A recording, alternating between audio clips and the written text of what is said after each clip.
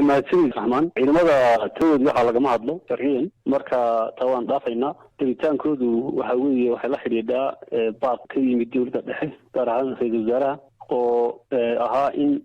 laga qayb qaato difaaca guud ee laga hortagayo kooxda argagixisada ee TPLF oo hadda qorsheedu yahay in dumiso nidaamka jira marka dhammaan deegaanadu way ka qayb qaateen deegaanka Soomaaliduna wuxuu ka mid yahay deegaanadaas dalka saadaradeed in ka qayb qaadano ayaa daruuri noqotay madaxweyne ciidamadani aad dirteen deegaanka Soomaalida ee loo diray dagaalka Tigray shacabka deegaanka Soomaalida ma kala tashateen arrimaha noocan oo kala ah fiilida waxa le maamulka go'aanka uu gaaro ayaa meesha yaala tashi hadii ay noqoto waan sameynay tashi balaaran oo cidii ay ku siisay wada la sameeyay madaxweyne dadka qaar waxay aaminsan yihiin dagaalka ka socda gobolka Tigray ee dalkaasi Ethiopia inuu yahay mid qoomiyad salka ku hayo oo ay haboonayn in deegaanka Soomaalida uu ka qayb qaato ama uu ciidamo u diro marka dadka noocaasi maxaad ku qancin lahayd dadka noocaasi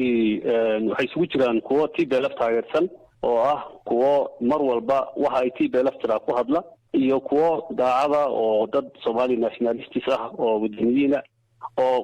inta badan ku khaldama badanka socda ama laga yaabo guud ahaan inaan raali ka ahayn kamid ahaanshaha dalka oo taariikhiyan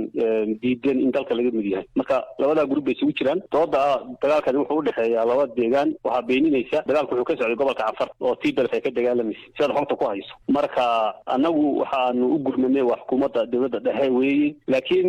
kooxda TPLF taageerta ee Soomaalida qaar kamid ah oo deegaanka ku maamuli jiray kuwa lamid ah ay yihiin waxay aad u jecel yihiin ma walba inay arrintan ka dhigaan arrin Axmaariya Tigray u dhaxaysa articulationka ama qaabka ay u dhigayaan waa qaabka Tigray u jecel yihiin loo dhigo marka bil xaqiiqa dagaalkani waa dagaal dawladda dhexe ee Ethiopia iyo ka dhaxeeya ururka TPLF waxaan malay cadeynteedana inaad idinku ogtiin oo dagaalkii la galay hadda deegaan gaari ma gelin Sacuudi 8 bilood marka taas cadeyn waa hawshaas uma taalo wariyaasha iyo cid kale toona ciidanka taliskiisa u taala marka ciidan la dirayo ciidanka iyo xukuumadda wada hadla go'aan baa laga gaaray cid la diray sida loo diray iyo criteria iyo diyaar garowgeedu oo aan cidna in la wadaagaynahay ma jiraan marka ciidamadani aad u dirteen deegaanka Tigray wax shuruud ah oo aad ku soo xusheen ilaa iyo hadda waxa nalaga baxday waa ciidankaas inaan ka qayb qaadano dhabahan ciidanka la diraya ciidan dagaalkaas wax ka bedelaya oo waxa baaxadda jirta marka ay ma aha waa ciidan loo dirayo ka qayb galahaan inay ka qayb qaataan maadaama oo deegaanada dhan ay tagayaan oo ka dhex muuqdaan marka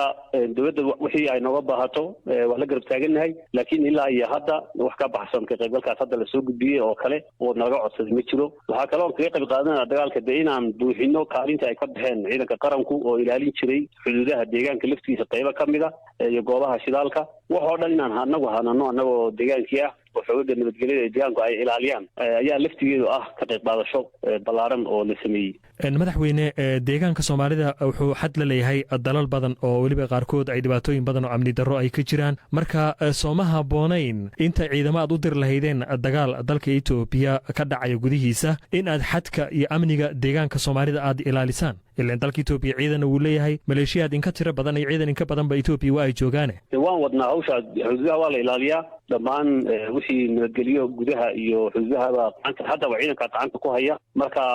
hadii su'aasha ay tahay macnaheedu ma idinkoo meel idinka banaan yihiin oo meelihiina aan ilaalin baa ciidan dirteen jawaabtu waa maya wixii ahayd inaan ilaalino waan ilaalinaa meelii loo baahnaa hadii ay tahay maxaa loo dirayaa ciidankan aan weydiinayaa in ciidankan laftigiisa cidda mushaharka siisa ee miisaaniyadda u qabata ay tahay dawladda dhexe dalka deegaanka la soo mariya miisaaniyadda laakiin dawladda dhexe u qabata marka cidda le ciidankan marka loo baahdo inay hawlaha qaranka ka qayb galaan iyayna tegin ciddaasi ciidankan inuu sii jiro cid aan rabin oo rabta inuu burburo ayaan u aragnaa anagu sababtoo ah cidda miisaaniyadda bixisa